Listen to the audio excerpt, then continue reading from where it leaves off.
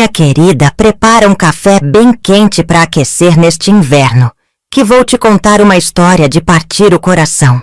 Sabe, eu achava que tinha feito tudo certo na vida.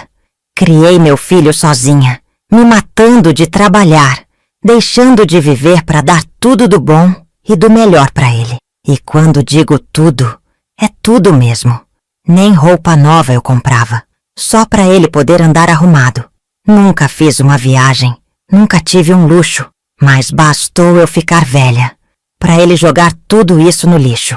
Meu nome é Antônia, tenho 70 anos, e por mais que essa idade pese no corpo, nunca imaginei que o que mais ia pesar era o desprezo de quem eu mais amei no mundo.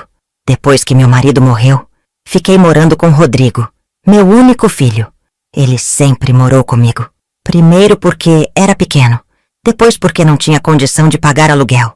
E eu, boba que sou, sempre fiz tudo para ele. Lavava, cozinhava, arrumava, deixava o quarto limpinho. Até que um dia, a conta chegou. E quem me cobrou foi ele. Rodrigo sempre foi folgado, mas com o tempo ficou agressivo. Depois que arrumou um emprego como motorista de aplicativo, começou a se achar o rei da casa. E olha, nem ajudava com as contas direito. Se contribuía com R$100 por mês, era muito. Ainda assim, vivia dizendo que pagava tudo sozinho e que eu era um peso morto dentro da casa. No começo eu achava que era só nervoso, que ele estava estressado com a vida, mas aquilo foi virando rotina. Os xingamentos começaram a crescer. Às vezes ele passava o dia inteiro sem falar comigo. Outras vezes chegava gritando, dizendo que eu era uma encostada, que só sabia ver novela e comer. Eu ficava em choque. Me perguntava onde tinha errado. Será que mimar demais um filho também é uma forma de abandonar ele? Porque foi assim que eu me senti. Abandonada por alguém que dormia no quarto ao lado. Mas o pior ainda estava por vir. Numa manhã qualquer, enquanto eu preparava o café, ele entrou na cozinha com uma cara fechada, jogou uma conta de luz na mesa e disse: "Isso aqui tá acumulando, dona Antônia. Vai ter que começar a pagar mais contas aqui em casa." Eu tremi, não pelo valor da conta, mas pelo tom de voz. Ele me chamou de Dona Antônia. Nem parecia meu filho falando. Tentei responder com calma, dizendo: "Filho, eu só tenho minha aposentadoria. Você sabe disso." Ele não quis saber. Disse que eu ia ter que trabalhar, de qualquer jeito. Que se eu tava lúcida para ver novela, tava lúcida para trabalhar. Nesse dia, ele falou uma frase que nunca mais saiu da minha cabeça. "Ou você arruma um jeito de se virar, ou vai pra rua. Aqui não é asilo." Meu chão sumiu. Na hora eu nem consegui reagir. Só chorei baixinho no banheiro. Como pode um filho falar isso pra mãe? Logo eu, que abri mão da vida por ele. Nos dias seguintes, ele repetiu isso mais de uma vez. Eu tentei argumentar, implorei, falei que minha saúde não era mais a mesma. Mas ele só me ignorava. Botava o fone no ouvido e dizia que se eu não ajudasse a pagar as contas, ia colocar minhas coisas no portão. E ele podia mesmo. A casa tava no nome dele. A gente tinha vendido a antiga para quitar umas dívidas e comprar essa nova em nome dele. Uma decisão que na época parecia segura. Afinal era meu filho, né? Eu achava que nunca ia precisar me preocupar com isso. Que ilusão! No dia seguinte acordei com a cabeça pesada, os olhos ainda ardendo do tanto que chorei à noite. Eu não sabia nem por onde começar. Com 70 anos, sem experiência recente, com dor nos joelhos e pressão alta, quem ia me dar emprego? Mesmo assim, engoli o orgulho e fui atrás. Peguei o ônibus com minha bolsa apertada no colo e fui batendo de porta em alguns comércios da cidade. Padaria, salão, mercadinho. Fui tentando, mesmo com as pernas tremendo. Em cada lugar, o mesmo olhar, de desprezo, de pena, ou os dois ao mesmo tempo. Na terceira padaria que entrei, o dono mal deixou eu terminar de falar. Disse rindo: "Minha senhora, com todo respeito, a senhora aguenta ficar em pé o dia inteiro?" Fiquei tão envergonhada que nem respondi. Saí de lá quase correndo, com os olhos marejados. E foi assim o dia inteiro. Ou me diziam que eu não tinha perfil, ou faziam piadinhas. Teve um gerente de açougue que chegou a dizer que podia me pagar para limpar o banheiro no final do expediente, mas que seria mais um favor do que um emprego. Voltei para casa com o coração em frangalhos. Rodrigo estava deitado no sofá, de perna pro alto, rindo de alguma coisa no celular. Nem perguntou como foi meu dia. Só lançou sem tirar os olhos da tela. Arrumou alguma coisa ou vai continuar sendo peso morto? Aquilo me cortou por dentro. Senti vontade de gritar, de chorar, de socar a parede, mas não fiz nada. Apenas fui pro quarto e me tranquei. Naquela noite, não jantei. Me enrolei no lençol e chorei como criança. No outro dia, fui tentar de novo. E de novo. E de novo. Uma semana inteira nisso. Cheguei a oferecer para trabalhar como cuidadora de idoso, mas até isso me recusaram. Disseram que eu parecia mais doente do que quem precisava de cuidado. Na segunda semana, aceitei o primeiro bico que apareceu. Uma vizinha de um bairro mais distante precisava de alguém para lavar roupa na mão, porque a máquina tinha quebrado. Me pagou R$20. 20! E ainda reclamou do lençol que ficou com sabão. Voltei para casa com as mãos descascando, as costas travadas e uma sacola com pão e ovo. Rodrigo viu e disse: "Ah, até que enfim. Só falta trazer o dinheiro, né?" Mostrei o que havia sobrado de dinheiro. Ele riu debochado e falou: "Deixa comigo que eu vou trocar por 2 balas." E aí jogou as notas no chão como se fossem lixo. Eu abaixei, peguei o dinheiro e fui pro quarto. Meu coração estava moído. Já fazia dias que eu não me sentia mãe.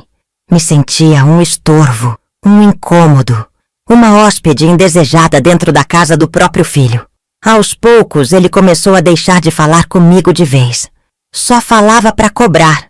Começou a bater porta, a me chamar de inútil e até a deixar de comprar comida, dizendo que, já que eu não colaborava, cada um que se virasse. Eu emagreci, perdi sono, perdi o brilho, já não me reconhecia mais no espelho. Um dia acordei com a cara inchada, os olhos fundos, e pensei: será que eu tô morrendo em vida? E foi aí que eu percebi que ninguém viria me salvar. Nem vizinho, nem igreja, nem parente distante. Eu estava sozinha. E se eu quisesse continuar viva, não só de corpo, mas de alma, eu ia ter que reagir. E a minha reação, naquele momento, foi engolir o choro e voltar a procurar emprego. Mas algo dentro de mim estava mudando. Eu já não sentia pena de mim. Sentia era raiva. Raiva do que tinham feito comigo. E talvez fosse essa raiva que me tiraria do buraco. Foi numa quarta-feira nublada que eu aceitei o pior serviço da minha vida. Uma mulher do bairro, conhecida por ser metida a rica, me chamou para ajudar na limpeza da casa dela. Disse que era só uma faxina rápida, mas quando cheguei lá, percebi que tinha entrado numa armadilha. O chão da casa parecia que nunca tinha visto um pano. Tinha teia de aranha nos cantos do teto, gordura na cozinha e um cheiro horrível vindo do banheiro. Mas eu não reclamei. Sorri e comecei a trabalhar. Já tinha aprendido com dor que reclamar só fazia as pessoas te enxergarem como uma velha resmunguenta. Ela me ofereceu R$50 pelo dia inteiro. Eu aceitei. E passei o dia esfregando, ajoelhada, respirando produto de limpeza forte e ouvindo ela gritar com os filhos enquanto me tratava como invisível. Na hora do almoço, nem água me ofereceu. Eu bebi da torneira da área de serviço, escondida, como se fosse um cachorro. No fim da tarde, quando terminei, mostrei para ela. A casa estava brilhando, cheirosa. Outra coisa. Ela passou o olho, fez uma cara feia e disse: você fez o mínimo, né? Não limpou embaixo do sofá, mas vou pagar assim mesmo. A raiva me queimou por dentro, mas eu só balancei a cabeça. Ela me deu os R$50 com uma cara de nojo e ainda por cima me disse: se quiser, semana que vem eu deixo menos sujo para ver se a senhora faz direito. Saí dali com a alma esmigalhada. Quando cheguei em casa, fui direto pro quarto. Rodrigo estava no sofá, como sempre, jogando no celular. Quando viu minha roupa toda suja, riu debochado e disse: Tá parecendo uma mendiga. Vai tomar banho antes que suje a casa. Não respondi. Só entrei, fechei a porta e desabei. Chorei tanto que me deu falta de ar. Senti tontura. Senti dor no peito. Por um momento achei que ia morrer ali mesmo, sem ninguém ouvir. Foi nesse dia que decidi que a partir dali, eu não ia mais me dobrar. Se meu filho me enxergava como lixo, eu ia mostrar que até o lixo pode brilhar quando limpa a poeira. Se o mundo me achava velha demais, eu ia provar que a idade só pesa para quem perdeu a força de lutar. Eu não sabia como, nem por onde começar. Mas jurei para mim mesma que aquele tinha sido o último dia em que eu deixava alguém me humilhar sem reagir. Na manhã seguinte, acordei com o corpo dolorido, mas com a cabeça um pouco mais firme. Não era mais sobre sustentar a casa ou agradar meu filho. Era sobre me manter viva, inteira, de pé, mesmo que o mundo quisesse me ver no chão. Decidi voltar ao centro da cidade, onde tinha visto alguns anúncios de emprego colados nos postes. Andei por horas, ignorando as dores nas pernas, até encontrar uma plaquinha escrita à mão, meio torta, dizendo: precisa-se de ajudante para a cozinha de restaurante popular. Comparecer pessoalmente. O endereço era próximo dali. Fui na hora. Quando cheguei, encontrei uma senhora magrinha de cabelos brancos presos num coque e avental sujo de molho. Ela olhou para mim, surpresa, e disse: a senhora que quer a vaga. Assenti, meio sem graça, e falei: tenho 70 anos, mas sou forte, e tô precisando muito. Ela me olhou com uma calma que eu não via em ninguém há tempos. Depois de uns segundos em silêncio, respirou fundo e respondeu: meu nome é Dona Isaurina. O restaurante é simples, mas a gente serve muita comida para quem não tem nem onde cair morto. Se a senhora aguentar o tranco, pode começar amanhã. Meus olhos encheram d'água. Eu só consegui agradecer com a cabeça. No dia seguinte, cheguei cedo. O restaurante era minúsculo, meio escondido numa viela, com cheiro de alho e feijão no ar. A cozinha era quente, apertada, e o trabalho era pesado. Mas ninguém me xingava. Ninguém me olhava com desprezo. Pela primeira vez em muito tempo, eu era tratada como gente. Fui ficando. Dona Isaurina não falava muito, mas observava tudo. Percebia quando eu tremia de cansaço, quando minhas mãos não davam conta de descascar os sacos de batata. E, em vez de me humilhar, ela ajudava em silêncio. Me dava um banquinho para sentar. Me oferecia um pedaço de bolo que sobrava. Me deixava levar uma marmita para casa. Com o tempo, ela começou a puxar mais conversa. Descobriu meu nome, minha história, e ouvia tudo sem julgamento. Quando falei sobre meu filho, ela suspirou fundo e disse apenas: filho que faz a mãe chorar, perde a bênção que nasceu com ele. Aquilo ficou martelando na minha cabeça. O trabalho não pagava muito, mas pagava em respeito. E isso, naquele momento, valia mais do que dinheiro. Era o único lugar onde eu me sentia segura, mesmo no meio da correria. E era onde, sem perceber, comecei a reencontrar a mulher que eu tinha deixado para trás. Nas semanas seguintes, eu ganhei um pouco de peso. Passei a andar mais ereta. O rosto ainda carregava as marcas da dor, mas os olhos começaram a brilhar de novo. Rodrigo, claro, zombava do meu novo emprego. Dizia que eu tava virando cozinheira de marmita para mendigo. Mas ele já não me feria como antes, porque agora eu tinha onde me sentir útil. E isso me dava forças para seguir. Só que o destino não queria me deixar em paz por muito tempo. E foi justamente quando as coisas começaram a melhorar que veio a próxima rasteira. Quanto mais eu me reerguia, mais Rodrigo parecia incomodado. Era como se o simples fato de eu estar voltando a andar com a cabeça erguida ferisse o ego dele. Talvez porque, no fundo, ele sempre quis me ver pequena, submissa, calada. Nos primeiros dias do novo emprego, ele debochava com aquelas piadinhas secas. Vai virar chefe agora, é? Cuidado para não morrer antes de entregar o troco. Mas depois que percebeu que eu estava levando aquilo a sério e que voltava para casa com um olhar menos triste, ele começou a mudar de atitude. E para pior, passou a sumir por dias. Quando aparecia, trazia gente estranha para dentro de casa. Fazia festas na sala, colocava música alta de madrugada. Me tirava do sério só para me ver irritada. E quando eu tentava falar alguma coisa, ele me mandava calar a boca e dizia coisas como: essa casa é minha. Se não tá satisfeita, a porta é a serventia. Comecei a sentir medo de novo. Não dele gritando, mas do que ele poderia fazer se eu continuasse ali. A cada dia que passava, a casa onde eu morava com meu filho virava um lugar mais hostil. Eu já não comia na cozinha, não assistia TV na sala, não deixava minha roupa no varal. Vivia escondida no meu próprio lar. No restaurante, pelo contrário, eu fui ganhando espaço. Dona Isaurina me tratava com carinho. E um dia, no fim do expediente, ela sentou comigo e disse: a senhora anda muito cansada. Eu percebo, seu corpo tá aqui, mas sua cabeça parece estar presa em outro lugar. Eu segurei o choro, mas acabei desabando. Contei tudo, detalhe por detalhe do que meu filho estava fazendo comigo, como eu vivia acuada. Parece que eu precisava tirar tudo aquilo de dentro de mim. E ela não me interrompeu uma vez. Só ouvia firme com os olhos marejados. No fim, ela disse uma frase que eu nunca vou esquecer. Se a senhora acha que não tem mais saída, saiba que gente como a senhora é igual planta de raiz forte.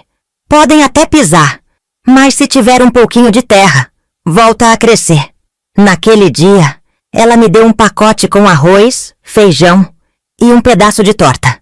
Disse que era para não passar fome se o covarde de casa resolvesse trancar a geladeira. E o pior que isso acabou acontecendo mesmo. Na semana seguinte cheguei em casa e encontrei a porta da cozinha trancada com cadeado. Ele tinha colocado um aviso pregado no armário que dizia: comida só para quem ajuda com dinheiro. Se quiser pode comer no lixo. Minha vista escureceu na hora. As mãos começaram a tremer. Eu tive que me apoiar na parede. Só não desmaiei porque, por sorte, tinha levado uma marmita do restaurante. Sentei no chão do quarto e comi ali mesmo, chorando. Mas naquele dia, alguma coisa dentro de mim virou pedra. Eu não sentia mais tristeza, nem desespero. O que eu sentia era outra coisa. Um tipo de raiva gelada que dá força. Uma fúria calada que dá coragem. E foi nesse estado que tomei uma decisão silenciosa. Se um dia a vida me desse alguma chance, por menor que fosse, eu ia fazer esse menino engolir cada palavra, cada desprezo, cada gota de veneno que me fez beber. Naquela noite, depois de comer sentada no chão do meu quarto, olhei para a janela e vi o céu encoberto, sem lua, sem estrela. Pensei que aquilo parecia a minha vida, escura, fria, sem brilho. Mas aí lembrei da frase da Dona Isaurina sobre a planta de raiz forte. E pela primeira vez em semanas, dormi com uma faísca acesa no peito. No dia seguinte, cheguei no restaurante mais cedo do que o normal. Quis mostrar para mim mesma que ainda tinha força. Dona Isaurina já estava lá, preparando o feijão. Me olhou com aquele olhar de quem vê além da aparência e disse: hoje você tá diferente. Sorri de leve. Não era exatamente felicidade. Era uma mistura de resistência e raiva contida. E talvez ela tenha sentido isso, porque depois do almoço me chamou num cantinho da cozinha e disse: Dona Antônia, eu tô precisando de alguém para cuidar de umas coisas para mim. Não tem nada a ver com o restaurante. É pessoal. Arregalei os olhos e perguntei: cuidar de quê? Ela hesitou. Olhou em volta, baixou o tom da voz e explicou: eu tenho uma casinha antiga no interior. Era da minha mãe. Faz anos que tá fechada. Eu sempre pensei em voltar pra lá quando parasse de trabalhar. Mas agora tô começando a achar que nem vou viver tempo pra isso. Tentei interromper, mas ela fez um gesto com a mão, pedindo silêncio, e continuou: eu tô ficando fraca. Sei que não parece, mas o corpo tá falhando. E eu queria que alguém de confiança ficasse responsável por organizar aquilo lá. A casa tá suja, com mato no quintal, mas ainda é minha. E eu quero deixar tudo em ordem enquanto posso. Fiquei sem palavras. Me senti honrada, mas também assustada. Antes que eu pudesse responder, ela completou. Pense com carinho. Eu pagaria o ônibus, claro. E você podia ir uma vez por semana. Só para cuidar da limpeza, ver se tá tudo bem. E se algum dia eu faltar, bom, pelo menos eu saberia que tem alguém lá que cuidou com respeito. Respirei fundo. Aquelas palavras me atravessaram de um jeito estranho. Parecia que ela estava me confiando algo mais que uma casa.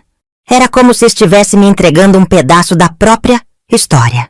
Um símbolo. E naquele momento eu entendi. Nem todo laço de sangue é família. Às vezes, o amor vem de quem você nunca esperou. Aceitei. Na mesma semana fui conhecer o lugar. Uma casa simples, com pintura descascada, jardim tomado pelo mato e um portão enferrujado. Mas havia algo ali.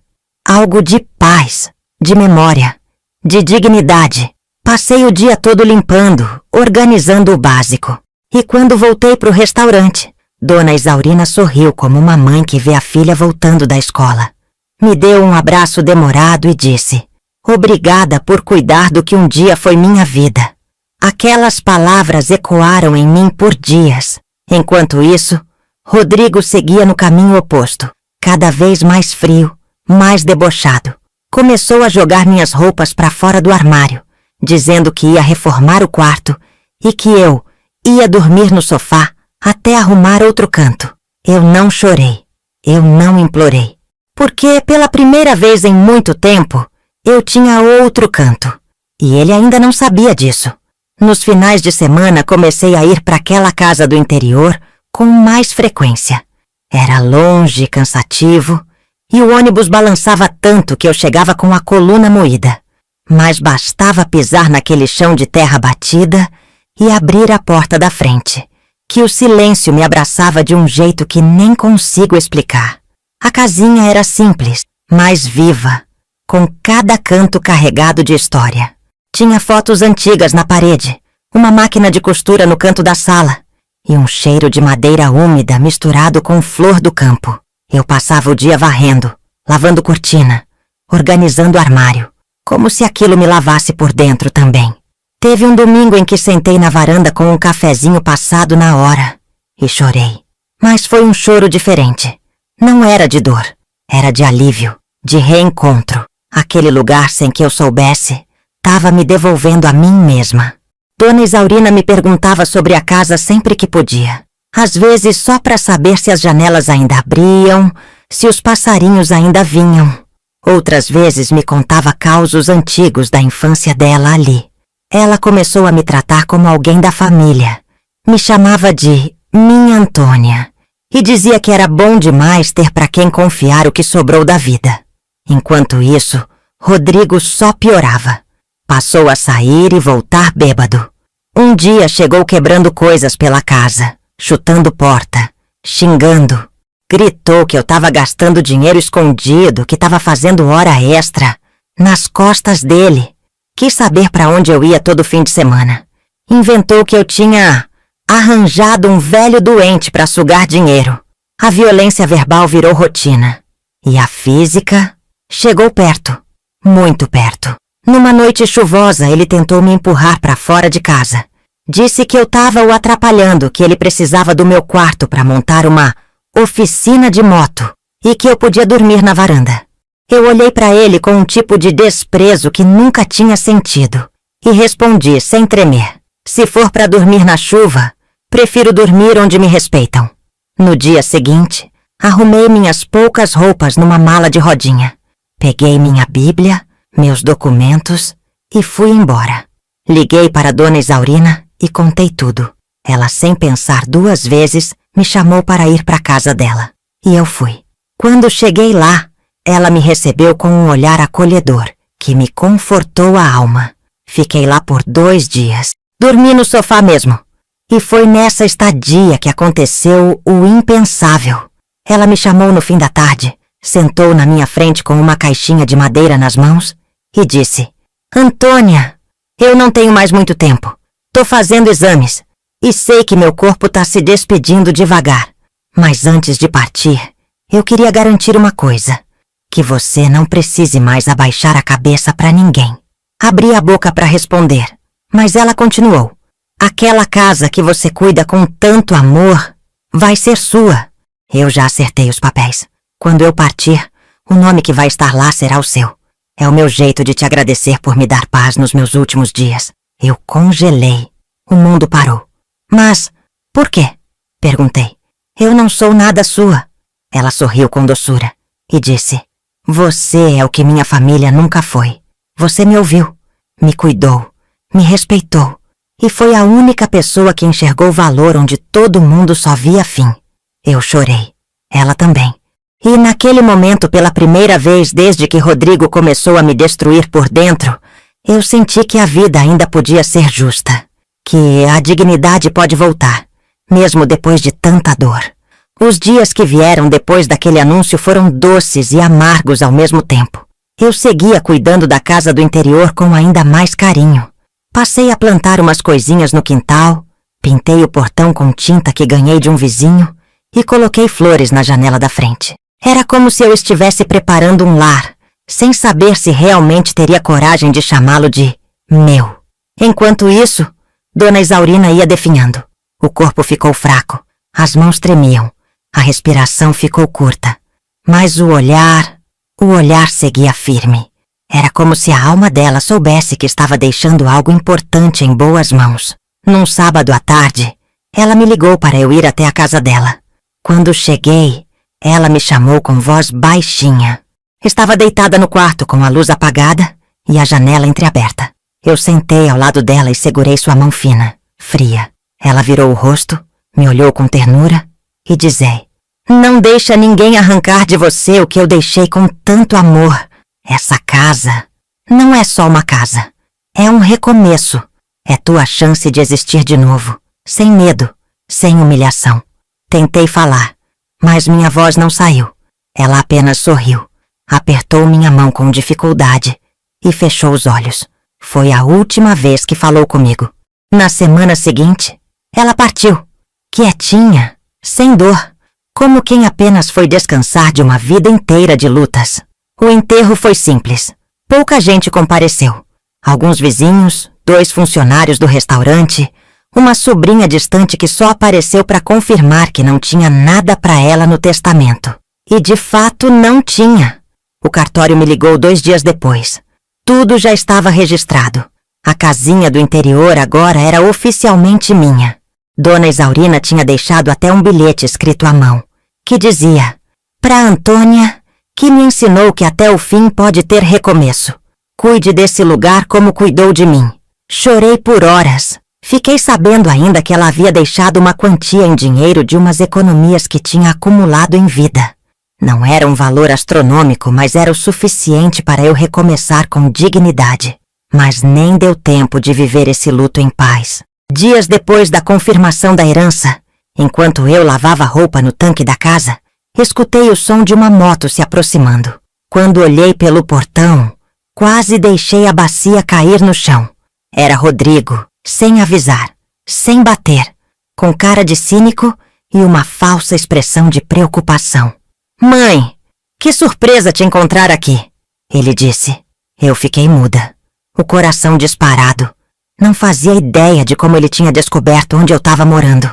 Se foi alguém do cartório, do restaurante, ou se ele havia me seguido. Só sei que sentia a raiva subindo pelas veias como lava quente. Ele entrou sem ser convidado, olhou a casa de cima a baixo e disse: Bonitinha a casinha, hein? Bem cuidada. Parece que a senhora está vivendo bem melhor do que comigo. Minha vontade era gritar, expulsar ele dali. Mas não fiz, porque eu já sabia por que ele estava ali. E quando ouvi o que ele falou depois, tive certeza. Ele disse: Fiquei sabendo da tal herança da velha do restaurante. Não é que a senhora deu sorte, hein? Eu estava pensando aqui, já que a gente é família, né? Devia conversar sobre como dividir isso tudo. Até porque eu sou seu único filho. Aquela frase me travou. Me deu enjoo. Me deu nojo. Ele não queria saber de mim. Queria saber do que podia tirar de mim. E foi nesse instante, ali de frente para ele, com as mãos cheias de sabão e o coração tomado de mágoa, que eu percebi. Era chegada a hora da minha vingança. Mas ia ser uma vingança silenciosa, fria, elegante, sem precisar levantar a voz. Porque agora, quem tinha o poder era eu. E ele ainda nem sabia. Depois daquele papinho sobre herança e família, Rodrigo ficou me rondando como urubu em volta de carniça. Não foi embora naquele dia. Disse que a moto tinha quebrado e que precisava passar a noite ali. Eu deixei, mas não por bondade, por estratégia. Preparei uma cama simples na salinha dos fundos e fiquei observando cada passo dele. Eu já não via mais um filho ali. Via um homem frio, calculista, que me olhava como uma carteira recheada. E se ele achava que ia me pegar desprevenida de novo, estava muito enganado. No dia seguinte, ele começou o teatrinho. Acordou cedo, me chamou de mãezinha, coisa que não dizia há mais de 10 anos, e trouxe até um pão doce da vendinha. Fingiu que era grato, que sentia saudade. Chegou a dizer: "Tô pensando em mudar de vida, sabe? Recomeçar. A senhora sempre foi minha base. Se eu fosse a Antônia de antes, teria acreditado. Teria chorado, abraçado, pedido perdão por algo que nem fiz. Mas agora, eu apenas sorri e fingi acreditar. Porque eu queria ver até onde ele ia, com aquele teatro sujo. Nos dias seguintes, ele foi ficando. Começou a querer se meter nas coisas da casa. Dava opinião na decoração. Dizia que eu devia vender para não ter dor de cabeça com o imposto. Sugeria que a gente fizesse uma reforma em nome dos dois. E aí começou a jogar verde. Dizia coisas como: "Se a senhora quiser, posso morar aqui. Cuido da senhora, fico por perto. A gente se ajuda." Era isso. Ele queria se instalar. Tomar de novo o que eu tinha conquistado com meu suor. Mas eu deixei ele seguir com o teatrinho. Porque cada palavra dele era mais uma corda no pescoço que ele mesmo estava amarrando. Na terceira semana, ele achou que já tinha me convencido. Começou a trazer objetos dele para dentro da casa. Uma caixa com ferramentas, uma mochila cheia de roupas e até uma televisão velha que sobrou da casa antiga. Disse que era para se sentir em casa. E foi aí que eu decidi que era hora de agir. Esperei ele sair para dar uma volta e coloquei tudo que era dele no alpendre da frente. Arrumei a mochila, dobrei as roupas, deixei as ferramentas em cima da caixa e a televisão velha do lado. E em cima de tudo, deixei um envelope. Dentro dele, uma única folha de papel, com uma frase escrita à mão que dizia: "Aqui não é abrigo para interesseiro. Aqui é lar de quem me respeita. Boa sorte no seu recomeço. Longe de mim." Tranquei a porta, fechei a janela e sentei no sofá com um café quente nas mãos, o coração calmo e um sorriso que há anos eu não via no espelho. Quando ele voltou e viu aquilo, deu 3 socos na porta. Xingou, ameaçou, gritou, mas eu não respondi. Só fiquei lá dentro, em silêncio. Porque a Antônia de antes teria chorado, teria se arrependido, teria aberto a porta. Mas a Antônia de hoje tinha aprendido a fechar todas as que levavam à dor. Depois que leu o bilhete e viu suas tralhas jogadas na varanda, Rodrigo ficou possesso. Gritou por quase meia hora, ameaçando quebrar tudo, dizendo que eu ia me arrepender. Eu, do lado de dentro, ouvia tudo com o coração firme. Ele podia urrar à vontade. Não era mais dono de nada ali. Naquela mesma semana, descobri que ele tinha voltado para a cidade. E em menos de 10 dias, chegou a bomba. Recebi uma intimação. Rodrigo tinha me denunciado por instabilidade mental. Alegava que eu estava fora de mim, vivendo isolada, influenciada por terceiros e que precisava ser interditada judicialmente. A justificativa? Que eu estava com demência e que não tinha condições de gerir meu próprio patrimônio. Meu mundo balançou. Na hora achei que ia desmaiar. Mas não desmaiei. Respirei fundo. Peguei minha bolsinha e fui direto ao cartório. Com a ajuda de um advogado indicado por um vizinho, um rapaz jovem, que conhecia toda a história da casa e admirava a dona Isaurina desde pequeno, organizei todos os documentos da herança, exames médicos recentes, laudos psicológicos e até uma declaração da assistente social da região, que me visitava de vez em quando e já tinha feito um relatório sobre meu caso. Eu não estava sozinha, e isso fazia toda a diferença. Depois de um tempo, a data da audiência foi marcada. Quando chegou o dia, vi Rodrigo no fórum com paletó amassado e olhar cínico. Fingiu preocupação, se fez de vítima. Disse que me amava muito, mas que, segundo ele, eu não estava bem das ideias. O juiz olhou para mim com atenção. Pediu para eu me apresentar. Eu me levantei firme, com a coluna ereta, a voz sem tremor, e falei: meu nome é Antônia. Tenho 70 anos. E durante toda a minha vida cuidei do meu filho com o máximo que eu podia oferecer. Ele me expulsou de casa, me humilhou, me fez trabalhar como burra de carga para poder me alimentar. Agora que herdei uma casinha simples, resolveu que eu sou louca. Mas loucura mesmo é querer roubar da própria mãe o pouco que ela conquistou com dignidade. O silêncio no salão foi absoluto. O juiz pediu os documentos, leu tudo com calma. Confirmou a autenticidade da herança, das declarações, dos laudos, e então, com a caneta na mão, disse: a dona Antônia está lúcida. E mais, está muito mais consciente da própria vida do que boa parte das pessoas aqui presentes. Pedido de interdição indeferido. Processo encerrado. Rodrigo empalideceu. Tentou retrucar, mas o advogado dele pediu silêncio. E quando passou por mim no corredor, jogou um último veneno.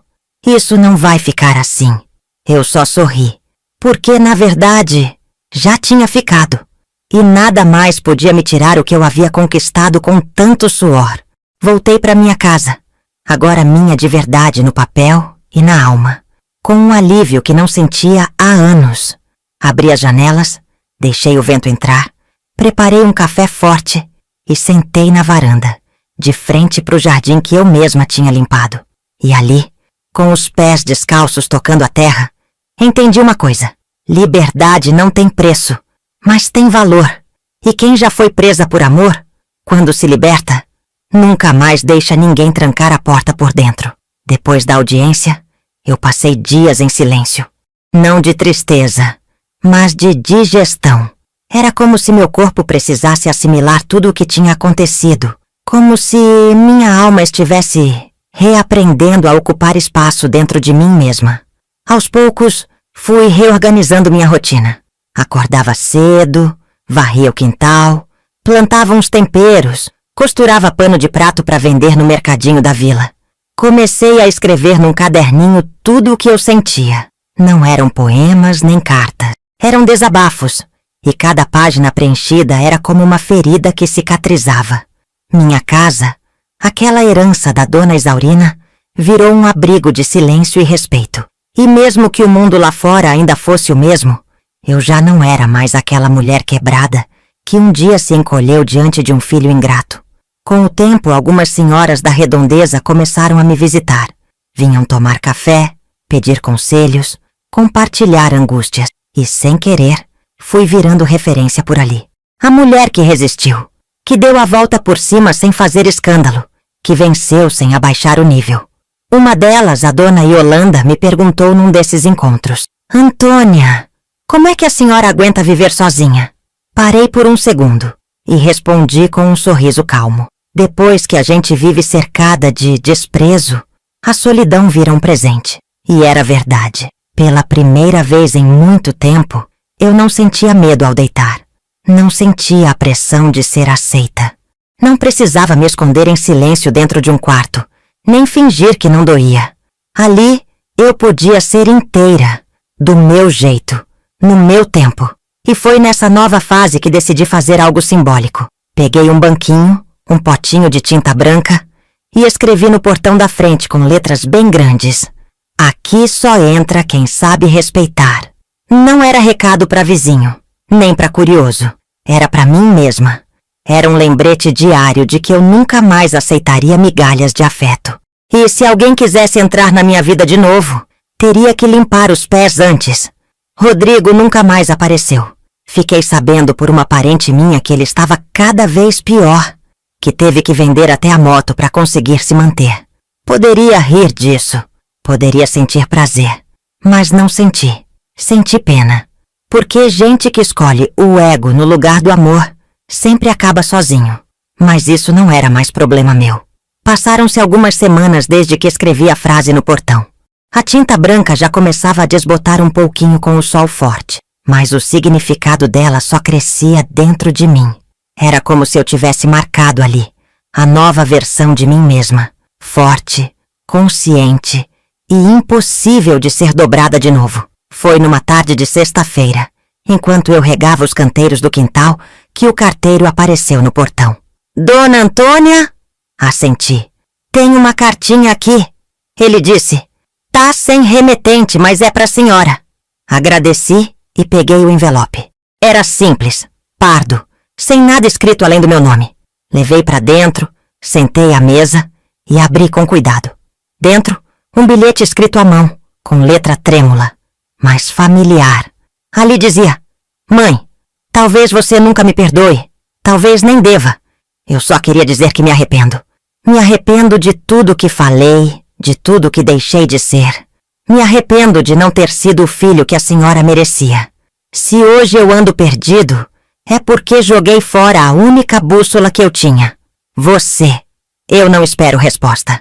Só queria que soubesse que, mesmo tarde demais, eu entendi tudo. Rodrigo. Fiquei ali sentada por minutos, o bilhete nas mãos, o coração apertado, e pela primeira vez, chorei sem dor. Porque aquele pedido não era por mim, era por ele. E mesmo com tudo o que ele fez, uma parte de mim ainda conseguia sentir pena daquele menino perdido que eu criei com tanto amor e que se perdeu pelo caminho. Mas eu não ia responder. Porque tem coisas que a gente perdoa em silêncio, mas nunca mais convida para entrar. Dobrei o papel, guardei numa caixinha de madeira junto com o bilhete da Dona Isaurina e as anotações do meu caderno. Guardei não para alimentar o passado, mas para me lembrar da força que precisei ter para chegar onde cheguei. E naquele mesmo fim de semana, decidi mudar algo na casa. Troquei as cortinas, pintei uma parede de azul claro, comprei um espelho novo, plantei hibiscos no quintal. Cada gesto era um pequeno sim à vida que eu estava reconstruindo. E à noite, sozinha na varanda, com o vento leve e cheiro de terra molhada, sussurrei para mim mesma. Você chegou, Antônia. Tá em casa. Com o tempo, a solidão deixou de ser silêncio e virou escolha. A casa, antes lugar de fuga, virou espaço de acolhimento. Eu continuava vivendo sozinha como queria, mas a solidão já não era vazia. Era tranquila, cheia de sentido. E foi numa manhã comum, entre um café coado e o cheiro de pão no forno, que percebi uma coisa. Tudo o que eu tinha sofrido não podia ser em vão. E mais, tinha muita mulher ao meu redor, vivendo calada a mesma dor que eu gritei por dentro durante anos. Dona Yolanda foi a primeira. Tava com os olhos inchados e o rosto marcado de vergonha quando bateu no meu portão. Antônia, posso sentar um pouco com a senhora? Trouxe um bolo simples e, junto dele, o peso de um casamento que doía. Ela falou por 2 horas. Eu só ouvi. E, no fim, disse: a senhora não tá sozinha. E, se quiser, pode vir sempre que precisar respirar. A partir daí, a coisa foi acontecendo naturalmente. Uma vizinha vinha pedir receita. Outra vinha emprestar linha de costura. Mas, no fundo, todas buscavam a mesma coisa. Um lugar onde não precisavam fingir que estavam bem. Minha sala virou ponto de respiro. Sem anúncio, sem alarde. E ali, entre costuras, bolo de fubá com café quente e trocas de silêncio, a gente foi criando um espaço só nosso. Um lugar onde mulher não era peso nem encosto. Era gente. Era história viva. E mesmo com marcas fundas, todas carregavam alguma força escondida. Eu nunca chamei aquilo de projeto. Nunca quis aparecer. Não fiz live, nem palestra, nem vídeo motivacional. Porque a única coisa que eu queria era que nenhuma mulher precisasse passar pelo que eu passei. E se passasse, que soubesse que não estava sozinha. Algumas vinham só uma vez, outras voltavam toda semana. Tinha quem só chorava. Tinha quem ria alto pela primeira vez em anos. e tinha dias que nenhuma aparecia, e ainda assim, o ar da casa parecia mais leve, como se ela tivesse virado um ser vivo, pulsando acolhimento nas paredes, nas cortinas, no cheiro do feijão no fogo. E no meio de tudo isso eu também fui me curando sem perceber. Não precisei de reconhecimento, nem de justiça tardia, só de paz. E paz eu construí, tijolo por tijolo, com silêncio, coragem e uma força que nem eu sabia que tinha. Às vezes me pego sentada na beirada da cama, olhando para o espelho antigo da penteadeira e pensando: o que foi que sobrou de mim depois de tudo? E a resposta vem devagar, mas firme. Sobrou o que importa. O que eu perdi já não me pertence mais. Perdi o olhar doce do meu filho, a ilusão de que amor de sangue é incondicional, a inocência de achar que bondade sempre volta. Perdi também tempo, e isso ninguém devolve. Perdi aniversários, risos que não aconteceram, almoços que nunca existiram. E perdi uma parte de mim que acreditava que o amor aguentava tudo. Mas o que ficou é mais valioso do que qualquer coisa que levaram. Ficou a coragem de recomeçar com 70 anos nas costas. Ficou a memória da dona Isaurina me olhando com olhos de mãe, mesmo sem me parir. Ficou o gosto da liberdade na ponta da língua. E, acima de tudo, ficou a certeza de que ninguém mais vai me diminuir para se sentir maior. Tem gente que acha que velhice é sinônimo de fim, que a gente vai se apagando devagar, como vela em dia de vento. Mas eu aprendi que o que envelhece de verdade é o medo, não a gente. Porque a alma, quando encontra espaço para respirar, renasce até no último suspiro. Hoje, quando olho para minha casa, vejo mais do que tijolo e cimento. Vejo cicatrizes, vejo reconstrução, vejo uma mulher que foi esmagada pelo mundo e que, mesmo assim, achou forças para se levantar, sacudir a poeira e refazer o próprio chão. Às vezes ainda sonho com o Rodrigo pequeno, correndo pela sala com um carrinho na mão. Acordo com o peito apertado, mas passa, porque entendi que saudade e mágoa podem morar juntas. O importante é não deixar que nenhuma das duas mande em você. E sabe o que é mais curioso? Descobri que a parte mais bonita da vida acontece quando a gente para de esperar que os outros nos salvem. Eu me salvei, do jeito que deu, no tempo que consegui, sem manual, sem garantias. E se isso não é vencer, então eu não sei o que é. Hoje em dia não preciso de muito. Acordo cedo, ponho água no café, abro as janelas e deixo o vento entrar. Às vezes coloco uma música baixinha no rádio. Outras vezes só escuto os passarinhos lá fora. Não sinto pressa. Não sinto cobrança. Não preciso provar mais nada pra ninguém. Eu, que um dia fui ameaçada de ir pra rua, hoje sou dona do meu próprio chão. Eu, que me arrastei com vergonha, hoje ando com a cabeça erguida. Eu, que quase me deixei morrer em vida, hoje sei o que é viver. Não tem luxo na minha casa, mas tem paz. Não tem gente pra bater palma, mas tem gente pra ouvir. E não tem mais ninguém gritando comigo. Só o silêncio me fazendo companhia. E ele nunca me machuca. Se você chegou até aqui, ouvindo minha história, eu só quero te dizer uma coisa. Não importa quão fundo você tenha caído, nem quantas vezes tentaram te fazer acreditar que você não vale nada. Enquanto houver um fio de força dentro de você, ainda dá para recomeçar. Mesmo que o mundo te vire as costas, mesmo que o próprio sangue te apunhale, mesmo que a dor te cale por dentro, ainda dá. Sempre dá. Porque quem passou por tudo o que eu passei e ainda assim tá aqui contando história, já venceu. E agora eu posso dizer em paz: essa casa é minha, essa vida é minha. E ninguém mais manda em mim. Essa foi a minha história. Uma mulher que foi humilhada pelo próprio filho, obrigada a trabalhar aos 70 anos, mas que deu a volta por cima e hoje vive em paz na própria casa. Se minha história tocou o seu coração, deixe seu like, inscreva-se no canal e comente aqui embaixo de qual cidade você está assistindo. Vou adorar saber. E me conte, você conhece alguém que já passou por algo parecido? Ative o sininho para não perder nenhuma história como essa.